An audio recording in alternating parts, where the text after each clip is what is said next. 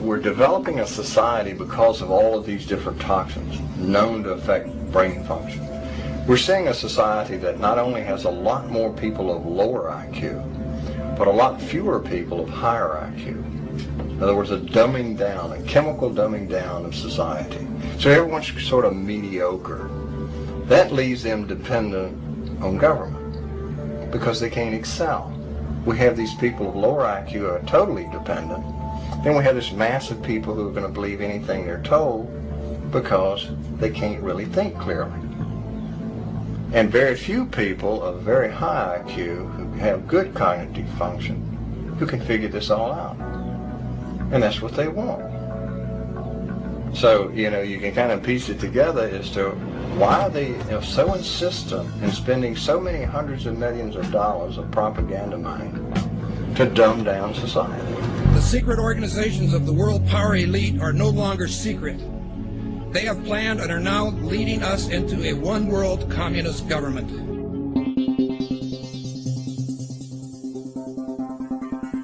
It's no longer a theory.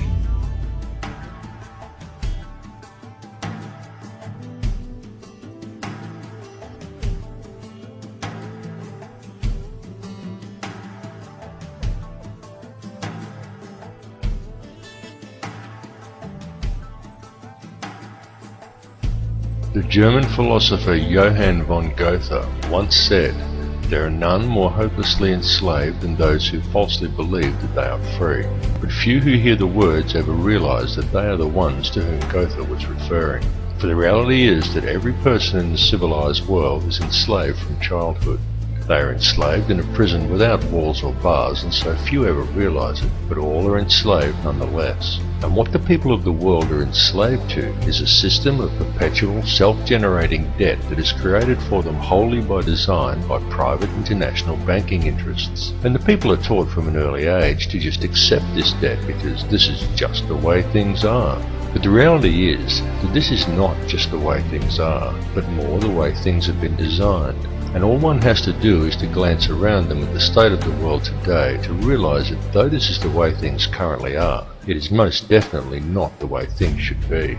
The most powerful and useful tool a person can ever gain in their life is knowledge. For with knowledge comes wisdom and a deeper understanding. And real truth can be exhilarating because real truth will set you free.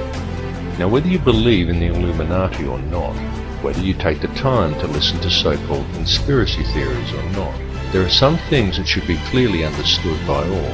These are not conspiracy theories by any stretch of the imagination. They are well documented, quite traceable, and very provable facts. And these facts are as follows. There is one ruling bloodline that exists on this earth. This ruling bloodline is very old. It is the same bloodline that has always ruled the earth ever since the days of ancient Egypt, and it is very pervasive.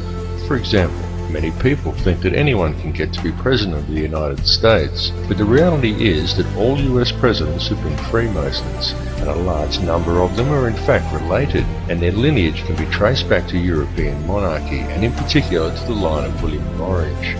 This elite bloodline can actually be traced back a good deal further than William of Orange, and even back as far as the royalty of ancient Egypt, and it is this very same bloodline that has ruled the earth ever since, and to which the British monarchy and the current US president can both ultimately be traced. Many people may be surprised to learn that US President George W. Bush is in fact the 13th cousin of Queen Elizabeth II, the current British monarch. Reverence for the royal bloodline and worship of Amun-Ra is still carried out in the world today, though it is veiled and secretive, but the symbolism remains true, as always, hidden in plain view. Adherence to such traditions is why each of the 3 city-states of London, Vatican and the District of Columbia all have their own obelisks. The London obelisk is also accompanied by 2 sphinx wrought in the image of Tutmosis, indicating that it is in London that the royal bloodline actually resides. The fact that out of all the pharaohs to choose from, the London Sphinx depicts Tutmosis is actually very telling indeed for a number of reasons, but that is another tale. The British monarchy is steeped in ancient traditions and symbolism, and they do not attempt to hide these connections. They just don't mention them or answer questions about them, but the signs and symbols are right there for discerning eyes to clearly see, again, as always, hidden in plain view. Just a look at the royal coat of arms, the royal regalia and the coronation throne clearly demonstrates these connections. and the evidence linking these rulers to the one bloodline does exist.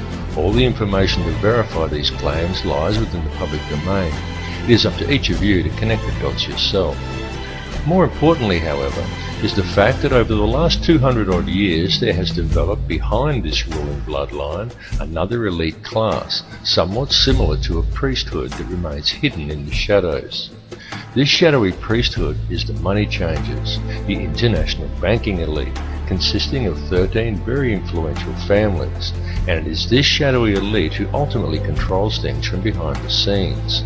This control is achieved through covert manipulation of the global money systems and maintained through an intricate web of interconnected secret societies, through which control over the flow of all money, all resources, all food, and more importantly, all information through manipulation of the world's educational institutions and corporate media is also achieved.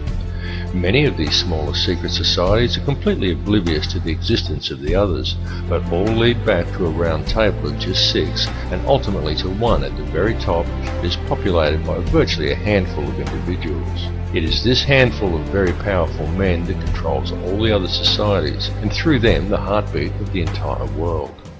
The society that sits at the very top was founded on Knights Templar traditions in Bavaria in 1776 by a man called Adam Weishaupt, and this is the order of the Illuminati. The man who commissioned Weishaupt for the task was Mayor Amschel Rothschild, and it was done in order to carry out a plan conceived by Rothschild and the heads of 12 other families at a secret meeting that took place in 1773.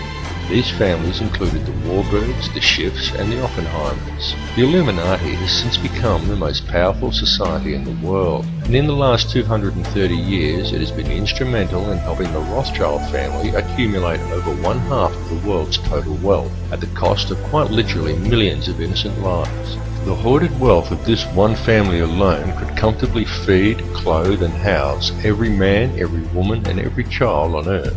And this is just one of the 13 Illuminati families. The goal of the Illuminati has always been a simple one, and that is to achieve, by whatever means possible, total ownership and control over no less than every resource, every government, every rock, every drop of water, every blade of grass, and every living creature, both human and non-human, in the entire world. And since its inception, for over 230 years, the Order of the Illuminati has been tirelessly, relentlessly, and unfalteringly steering its members towards the achievement of that one ultimate goal. Through secrecy, they have so far been extremely successful in their endeavours. In fact, so much so that we are right now living in the time when they intend to see this long-spanned work come to fruition. The situation we are witnessing in the world right now is in fact the final endgame of the Illuminati. This is their big grab for ultimate power and mass depopulation. Some people claim that the Illuminati is a myth, and what is really to blame are organisations such as Zionism, but I assure you that this is not the case. It goes far deeper than Zionism, and such people have simply limited the scope of their vision. They have locked onto an answer that supports their beliefs and have refused to delve any deeper. They are not seeing the bigger picture. Greek philosopher Socrates once said that true wisdom is knowing how little we actually know, and he was absolutely correct, and this is why it is important to keep an open mind and allow your beliefs to be flexible enough to change as new knowledge is acquired. And it is important to listen to all the information and not to just that which reinforces your beliefs, because this conspiracy goes very deep, and Zionism and the Jewish influence over the money system is merely one layer of it. It goes still deeper even than the Illuminati. Those who we know as the Illuminati are merely the shadowy controllers. The plan that is unfolding in the world today is indeed an old one, and it is a plan that is very complex, but not so with the system of control that is in place to blind the people to its existence. This system of control just appears to be complex, but in reality it isn't. In reality, it's very simple, and it's very fragile.